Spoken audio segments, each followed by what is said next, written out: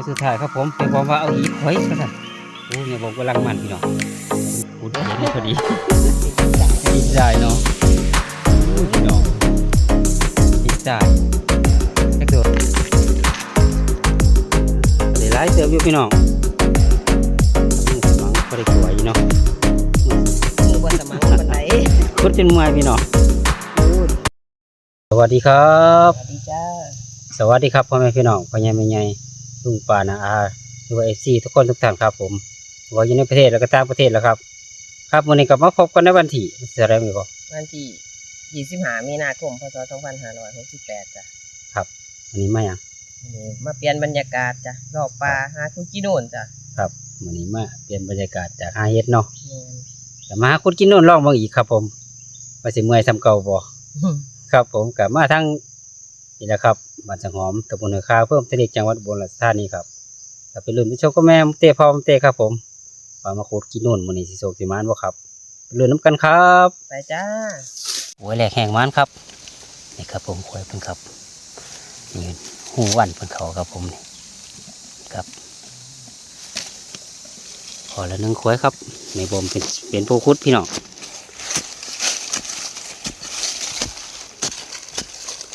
ในบ่มคุดเย็นมาเนาะฮะพอจังเปิงน้ำกันครับครับในบ่มเห็นโตแล้ว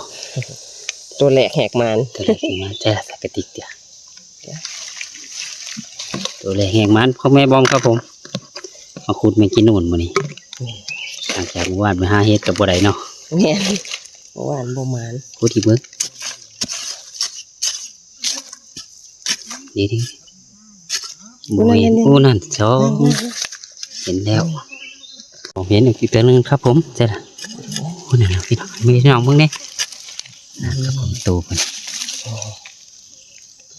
น่าขุดอีกเบิ่ง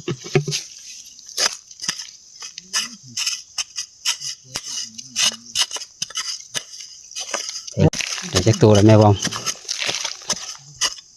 เอ้าซับบ่ ตัวนึงซับ อุ้ยซับเลย บ่ซับยังอยู่ มือขวดหาเบิ่งน่ะมันเป็นแต่ว่าโต๊ะคงนี่มีโตเหลือเลย เดี๋ยวนี่ นั่นเห็ดที่แล้วปัจจิมอนมนอยู่ นี่ เป็นจุ่มเลยได้แม่บอมแม่บอมก็บ่เคยขุดจัก บ่ เทื่ เค อย ขังแหลกเด้นี่คุดบ่เป็น อ้าวได้จักตัวล่ะบ่ได้ซีบอยู่บ่ควาย ซิ นี่ บละ ประมาณ10ครับควายนี่เบิดแล้วบ่ เดี๋ยวก็ใส่อันนี้ก่อน ครับแนวใส่ก็อุ้ยพี่น้องแล้วก็ เบิดแล้ว เปิดเข้าพี่เพิ่นข้างในน่ะ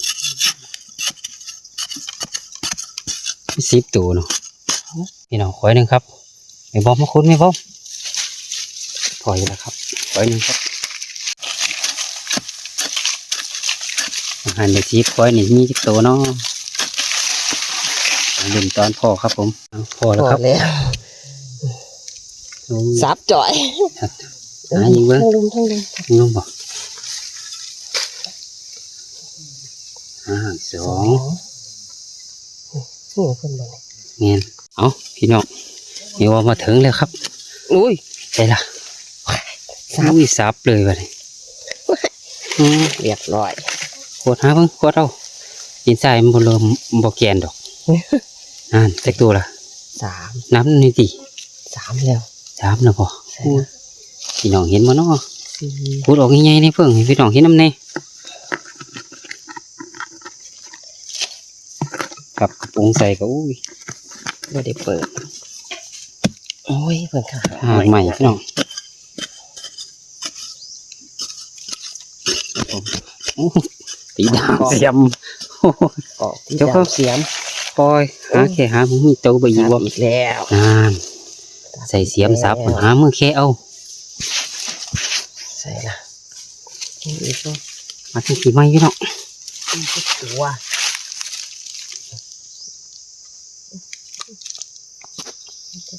มีแต่ตัว ตัวละ เอา6 7 8กับ10 คอยอาหารซิปเนาะ เอาใส่ละลุดหมูลงไปใส่ละ เนี่ยรุดไม่เลย รถมึง เกิดแล้วบ่ เดี๋ยว อู้ยใส่พี่น้อง กล่อง นี่ผมเก่ายังเด้อมาใส่ เด้ยังอีกอยู่ อีกสอง โอ้ยเห็นดีโอ้ยได้ขุดอีกก่อน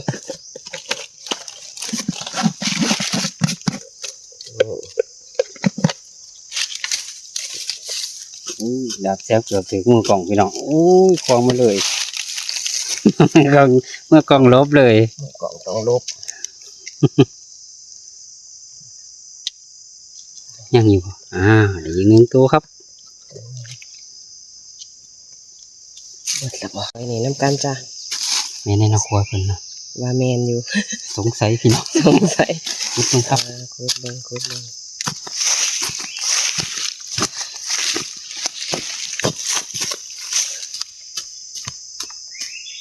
นี่พี่น้องคอยเพิ่น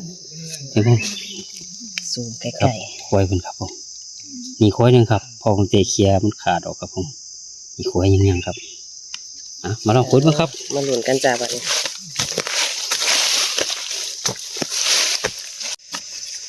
ลูกบ่ถึงกี่เทื่อแล้วแม่บ่ กันหอด ใช่ละ เนาะ ตัวอุ้ยนี่เห็นแล้วนั่นนี่ตัวเพิ่นโอ้ยสองพี่น้องเนี่ยหมุนนั่นๆที่ครับ อยู่เป็นครู ใช่ละ เคียงมือ สองครับ นี่สามนั่น เอาตรงเลยตัวนี้ เอาหมุนกำลังหมุนมากกัน ใช่ละ นั่นนี่นั่น โอ้ยตัว นี่นั่นเด็กกำลังหมุนหย่อ เอา น ตัวเก่าออกก่อนสิลงสามแล้วพี่น้องนี่อยู่เทิงก็มีพี่ ๆสี่แหละเบิ่งสิได้จักตัวไว้นี่ นั่นข้าหาใหม่เนาะใส่ลงบานอ้าวหกจ้ะเจ็ดพี่น้องอู้นี่แปดครับ สิได้ซิปอยู่ตัว สิบหอยเก่าตัว สิบโอ้ยอยากถึงสิบแม่งนี่11 นับกายเด้อว่า 11ตัวนี่ดีตัวหนึงเห็นบ่มีบ่ แดดเนาะ แดดสองเนาะ เห็นแล้ว นี่หนึ่งอู้ข้าหางใหม่พี่น้องอู้ผุดบนในหางใหม่คนนี่บ่พี่น้องเห็นบ่นี่ ถือแดดเนี่ย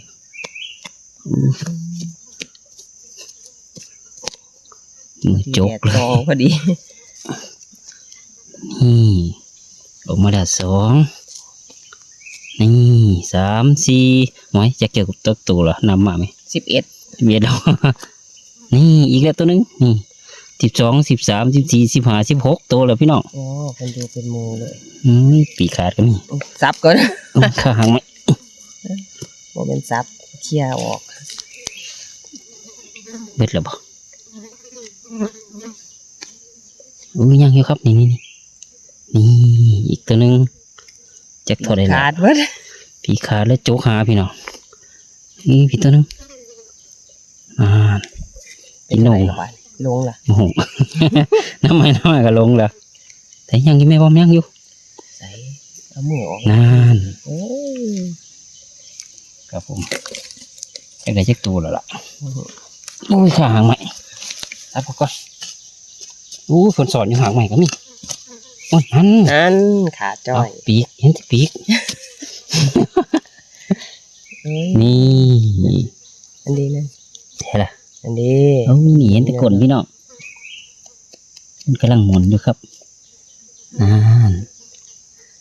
เบิดแล้วบ่อาทิซับหางใหม่ตัวนี้ออก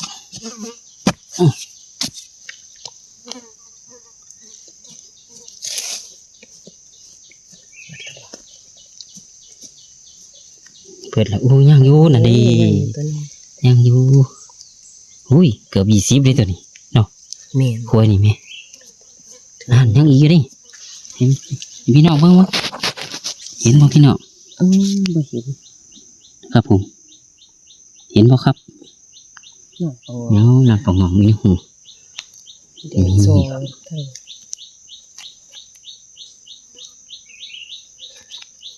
20กว่าครับขวยนี่ขวยเพิ่นใหญ่แน่เนาะ หมานแล้วหมานแล้ว นี่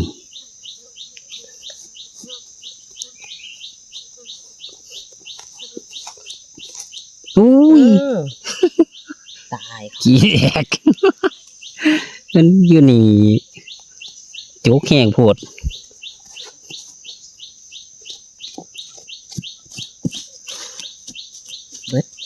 เบิดแล้วครับ20กว่า 2 ขวยจ้ะนี่ ประมาณ50เนาะ แม่นประมาณ เอาลุ้นต่อพี่น้อง นี่จ้ะขวยหนึงสิให้พอบอมติมาขุดจ้ะนี่ลักษณะขวยเพิ่นเอามันดุนกันเลยจ้ะพอบอมติมาขุด มาลุ้นขวยน้ำกันพี่น้อง ใส่ละหูเพิ่น นี่วัดเพิ่นลงไป ลง จิ๊บ ทาง จิ๊บจิ๊บลงไปเลย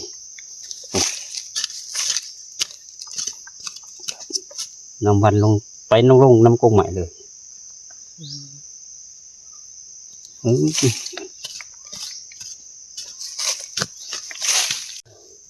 พอบอมติว่าถึงแล้วจ้ะ ถึงพี่น้อง เห็นโตเพิ่น เดี๋ยว แล้ว โคงเห็นแล้วครับนี่ครับตัวแมงกินูนครับผมนี่ครับพี่น้องเห็นบ่1โตวครับผมเอาคือมีตัวเดียวควายนี่เอาหมุนไปแล้วครับนั่นครับนานเพิ่นหมุนขึ้นมาครับผมนานเห็นบ่ครับนี่ตัวนึงครับ เลย นี่ตัวนึงนานเพิ่นหมุนขึ้นมาอีกแล้ว สิไปหมุนหมองไหม ครับผม2 3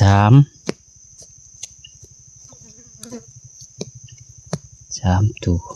เอา4นี่4ตัวนี่หาตัว6พี่น้องใส่กันก่อน วันนี้6 โตแล้วจ้ะ 6ตัว เพิ่งสิมี7 โตก็สาวอยู่ไม่สิมี6 โต นี่7 ว่า 8 9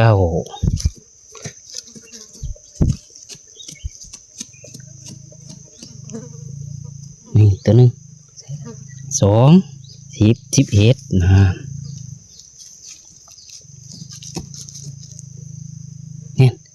หมุนเห็นบ่น่ะนั่นเกียร์ไปมันหมุนยุ่น่ะพี่น้องเห็นอยู่บ่เฮ้ย หากใหม่ลายเนาะ ไม่ลายมันหมุนอยู่ในหูเลิกปุ่นเก็บบ่ออกเลย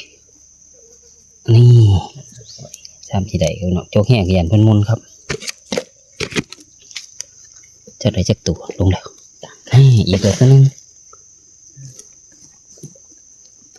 ใกล้สิพอ10แล้วล่ะ 10 10มาลง ลงละ10เลยพี่น้องลงนับ 10เลย เบิดแล้วบ่แม่พ่อ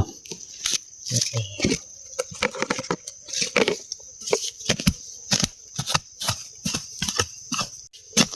ยังอยู่ไม่บอม ใส่ละ พอเคียไปเห็นอยู่นะนี่แมงกินูนะนี่เห็นบ่ดิ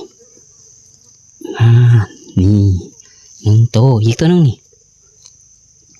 อุ้ย2ปุ่นนั่นว่าแต่เบิดพี่น้องกดไปกดมาก็เห็นอีกนั่นยังอีกอยู่นั่น ขาหากใหม่เนี่ยมันก็บ่เห็น อุ้ย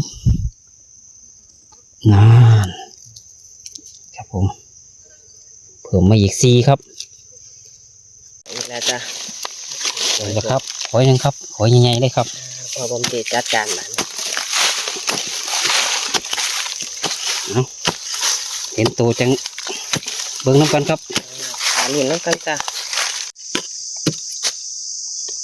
วันเพิ่นวันลงเลยพี่น้องโจกน้ำมันลงไปเลยครับ เอาแล้ว เห็นเลยครับผม เอ้ยตรง ไปก็เห็นกลนปั๊บเลยครับผม1โตวหลุดว่าไงบอมที่ยักตัวกินเนี่ยก็ได้1แล้ว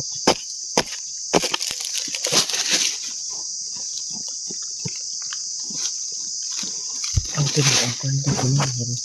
นี่ครับ แม่นเป็นบัง อู้อีกโพงนึงเนี่ยนั่นอุ้ยซับ ขาด นี่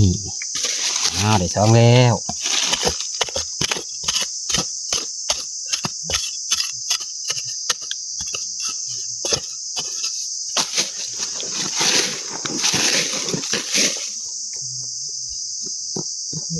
นี่เห็นผงมาแล้วไอ้บอมเห็นผงมาแล้วนั่นนั่น เอ้ย น่าเห็นผงมาแล้วสาม ซับเลยหันออก สี่ จังสิเห็นตัวคักโอ้ย อ้าวซับตัวอีกแล้วอุ้ย ขาดเอ้ย เหลืออยู่เท่านี้เนาะ แม่น มันพอผงกันแล้วเดี๋ยวบนนี้ก่อนเอาเปิดนี่ไว้นี่ อุ้ย พูด อุ้ยซับพร้อม มันก็มี โอ้ยนั่น นี่ นี่ซับพร้อม ใช่เลย นั่นนี่นั่นล่ะ ซับแห้งก็บ่ได้อยากจะซับเพิ่น ซับมันเลย ซับอีก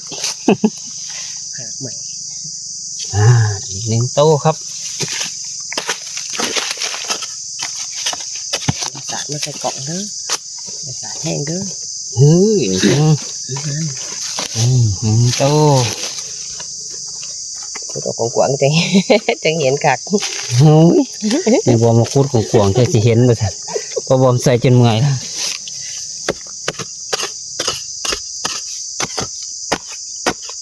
อุ้ยซับ เลยซับอีกแล้ว ซับโอ้ นั่น นี่ นั่น จะโตแล้ว สาม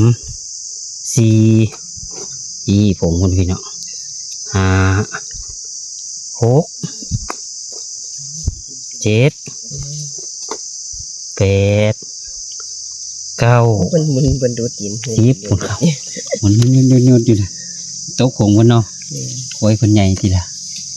อุ้ยไหนพี่น้องมึงไง ดินกูปอกแป๊ก เนาะเบิ้งตอนเพิ่นหมุนจะเข้าครับผมนะเอาละครับบัดพี่น้องสิว่าบ่ได้มาเบิ่งหมุนเลยสิ มามึงคือกิน คุณกินหนวดเลย อยากเห็นตู นี่ครับผมอยากให้พี่น้องเบิ่งตอนเพิ่นหมุนครับผมนะหมุนเงี้ยอยู่คุดไปหอดเพิ่นเนี่ยแต่ก็ลงนับแล้วล่ะครับอุ้ยนี่บ่นี่นะ จักไหนจักตู โอ้โหอุ้ยตึงออกมาได้กินแฮะอุ้ยออกมาแล้วนะ กดอีกทีเนี่ยสีตัวออกนั่นสามอีกแล้วบ่ โอ้ยซาบิลิ โอ้ยว่าค่อยๆเป็นทั้งสับ ยังตัวนึงนี่ผมก่อนอีกตัวนึง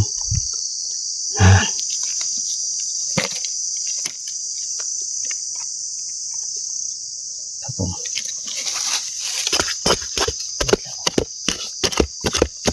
เบิดจ้ะ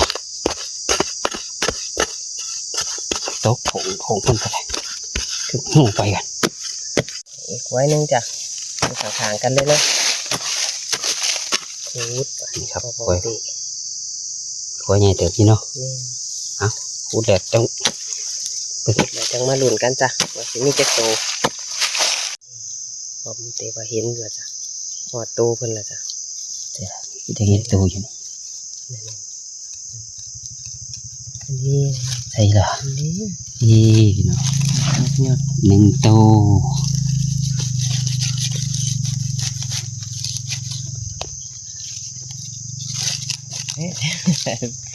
เชื่อแห้งอยากมันมุน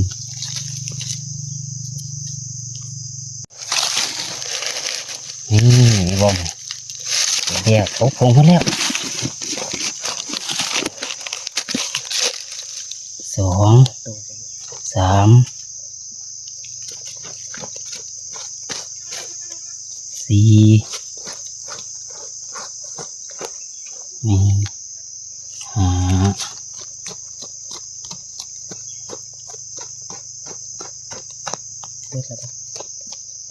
ขึ้นไม่หน่อย ขึ้นนี่หน่อยเลยเรื่องแล้วมันมีหาตัว 5 ตัว จะคอยแบบ โอ้นี่เด้6 กัด 7 8 9น่ะตัวสีหมุนแน่ๆเห็นอยู่บ่นี่11นั่นหมุนออกมาแล้วนั่น เอา 11 มาดู 12 ตัว 12 ตัว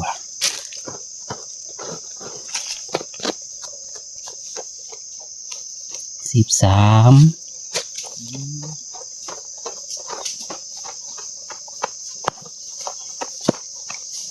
นี่ตัวนึงนี่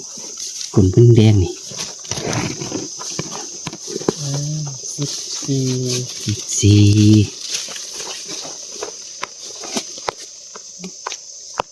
ห่างหมดเมียนเบ็ดเลยพี่น้อง14 ขวายนี่ผมเตะเป็นพวกคุดพี่น้องบันเปลี่ยนมือพอหรือเปล่า แปด อ้าวปฏิคุดปลูกกระซาปรับเลยพี่น้อง เหมือนสมังครับการคุดกับบ่ได้ทายพี่น้องเบิ่งเบิดกูควายเด้อพี่น้องเอ้ยแต่ทายเป็นบางควายได้หลายจังทายครับผมเห็นแล้วบ่แม่นบ่ ตัวเดียว เอาครับ ขาดเครื่องจ่อย ควายนี่ควายสุดท้ายพี่น้องแม่นบ่ซับอีกแล้ว2 ตัวแล้วครับผมควายนี่3 ตู้ ซับทั้ง3บ่ บอครับตัวเดียว ทายควายสุดท้ายพี่น้อง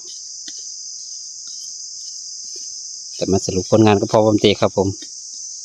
ว่าสิควายสุดท้ายครับผมแม่บอกว่าเอาหีควายว่าซั่นโอ้แม่บอกกำลังมันพี่น้องเพิ่นขุดเห็นพอดี เป็นดินสาย เป็นดินทรายเนาะอู้ยพี่น้องเป็นดินทรายแค่ตัวละ 4แล้ว 4 ตัวละ ตัวนี้ตี บอกซับอีกอู้ขอนี่หลายๆเพิ่นว่าจักใส่ล่ะนี่ตัวนึงแม่พ่อนี่นี่โอ้ยขวด ขวดจังนี้ เห็นบ่ จัง ขวด เห็ ง่าย น ก็ได้ อีก2 งาน 3 ขวดบางที่ขวดกันบ้างดินทรายเก่าเคยหลายน้าว นั่นกำลังหมุนนี่ อ้าวแม่บอกมาเด้อบาดอย่าหยามอยู่แม่บอก ขวดว่างั้น แม่น บ่ค่อยมีควายละลายครับ ใส่ละ แท้นี่คือเป็นดินทรายดิ อ๋อนี่ นี่ขวดดินทรายขวดลงไปเลย เพิ่น ว่าดินทราย เอาไปใส่ละ ขวดใส่อีก ฝ่าวติดขึ้นมานำบ่โอ้ อุ้ยเนี่ย นั่นติดขึ้นมานำ 2 3 3 4 เบิดแล้วบ่ 5ยังโอ้ เพิ่นยังหมุนอยู่ ยังหมุนอยู่ อีก2เอามีอีก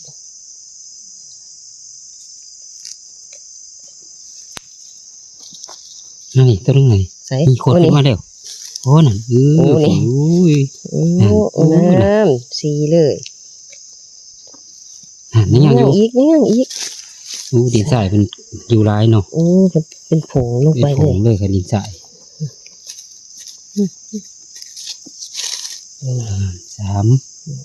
4แดง ตัวนึง โอ้เป็นสีฟ้าไปใส่